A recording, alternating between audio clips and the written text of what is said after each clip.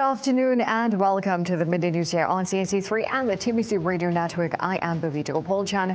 Thank you so much for joining us. Top of the news at this time. Trinidad and Tobago is preparing for the arrival of India's Prime Minister Narendra Modi, with banners going up and grass being cut along the Sir Solomon Hochoy Highway in Kuva. Modi is expected to arrive at 3:45 p.m. tomorrow and depart on Friday. Schools will dismiss at 11:30 a.m. and non-essential government workers will be allowed to leave at 1 p.m. tomorrow for security reasons. Prime Minister Modi's itinerary includes a diaspora address at the National Cycling Velodrome at 7 p.m., followed by a courtesy call on President Christine Kangaloo, as well as a formal address to a joint sitting of the Parliament on Friday. But his visit is not without controversy.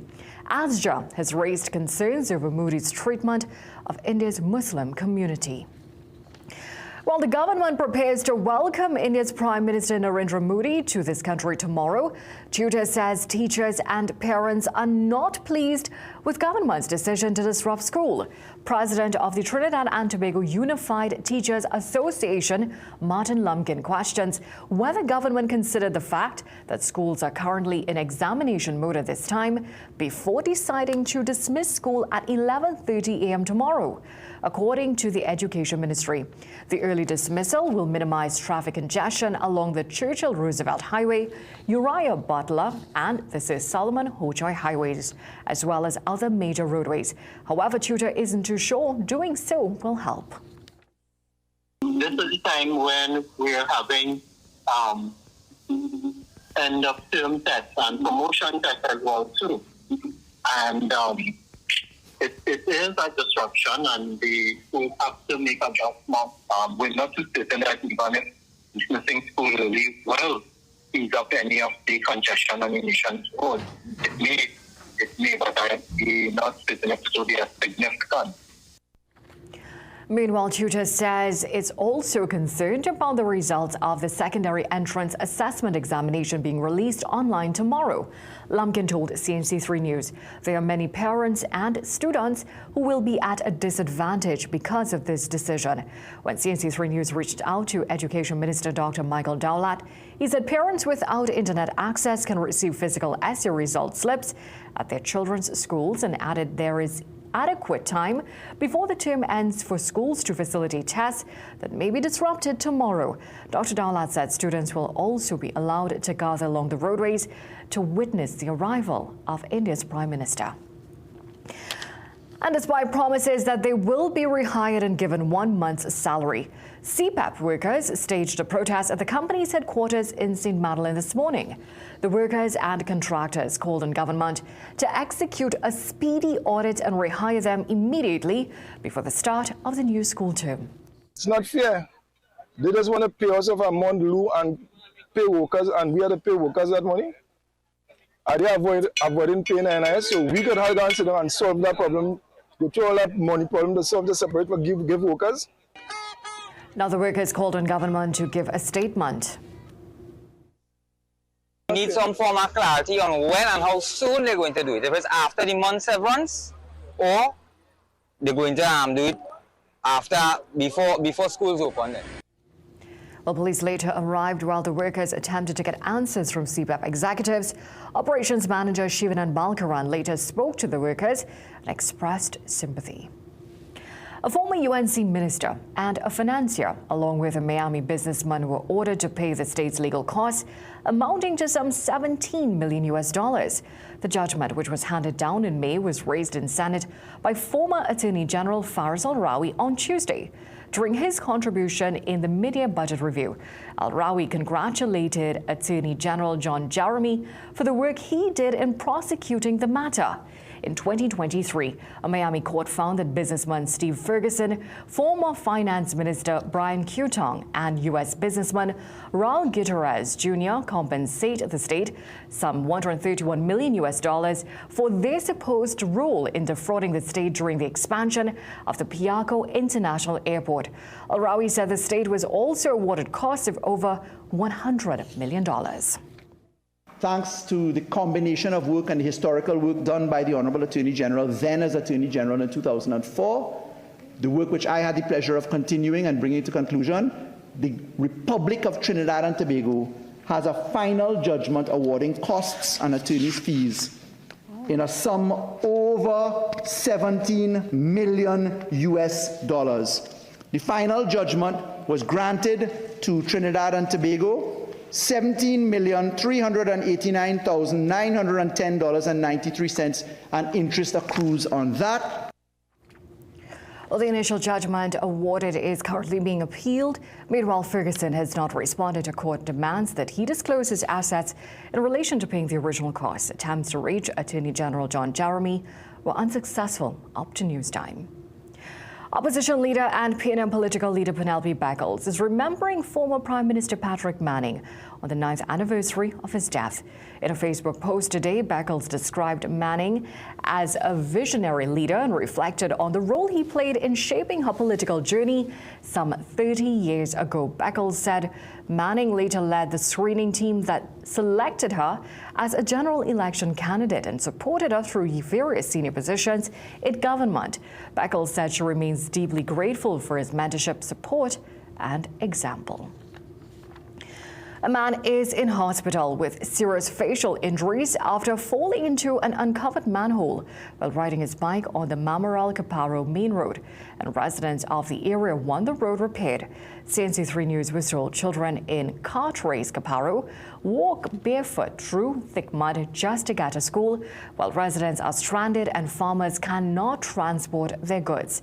For the people of Cartwright, the situation is more than poor infrastructure. It has become a crisis, they said. A bridge project originally scheduled for completion within 3 months remains unfinished, forcing residents to cross on a narrow makeshift walkway. The surrounding roads, especially during the rainy season, are nearly impassable. And then the road, when the children had to go to school, the shoes, my white shoe, when they had to walk out in that mud, when rain falls, it's a terror. It really be muddy. The shoes and things just mess up. They have to take all the shoes and walk in. So, yeah, the road and then the road and the bridge. Look how long we have to wait for that bridge to finish. It's time for a short commercial break. We'll be right back. Things don't always go as expected. Be ready with Trinry for auto, home, business and group life. Call us at 800-TRIN or visit trinry.com today. Huge insurance premium. Pay your premiums bit by bit with FlexiPay from Trinry. For more manageable auto, home and commercial insurance payments, call us at 800-TRIN or visit trinry.com today. Trinry, premier insurance coverage for less. Magical Expressions Limited is the largest local importer and distributor of fresh cut stems, offering the widest range of beautiful flowers at the most affordable prices. Call us today at 701-6488, 701-6680, 728-6786, or visit our website to order. Get the best in affordable eyewear. Frames with blue filter lenses and eye exam, $399. Single vision lenses with transitions on designer frames, $799. Progressive transitions with designer frames, $1,399. Happening only at Seaview Optical. Affordable eye care for everyone.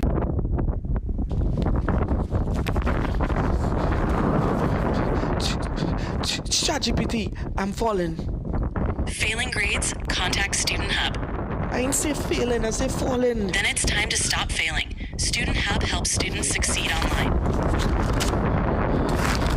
If school feels like a free fall, Student Hub helps you land on top.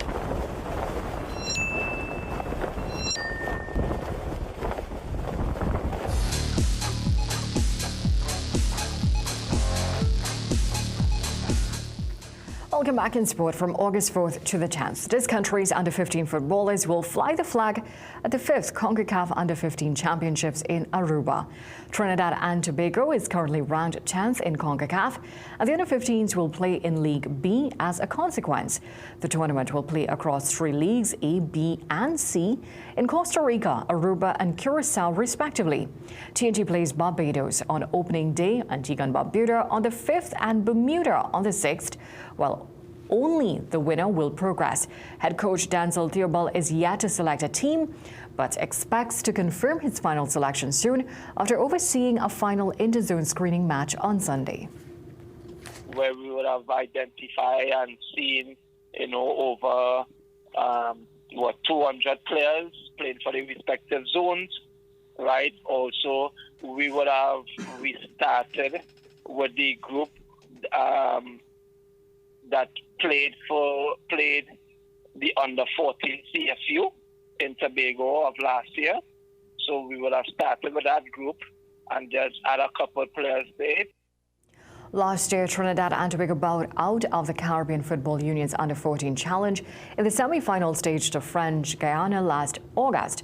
He retains the core of that squad, admitting that his team's preparations are behind schedule. Theobald will work with a group of 25 players, which will include some foreign-based youth internationals. Yes, it's been tight, but it's a situation where we don't have any control over as coaches. Whenever the opportunity arises for you to serve your country in the capacity of coaching, it's always a pleasure, always grateful for the opportunity. Of course, you will love things to be much better than it is, right? But it is what it is, and we just have to make best of what we are served. Well, that's it for sport. It's back to a break. Looking for a supermarket that has it all? Welcome to Food Shopper Supermarket, where big really means big. Enjoy secure parking, spacious aisles, and a spotless modern store that makes shopping a breeze. From fresh produce to everyday essentials, you'll find unbeatable prices and friendly staff who are happy to help. We offer a safe and secure gated compound with a large parking facility for your shopping ease. Number 121 Eastern Main Road, Ariba, Clear Chai Trading Compound, 8 a.m. to 8 p.m. Food Shopper Supermarket. Every day, low prices. Don't forget our grand celebration, June 28th. Bring the whole family.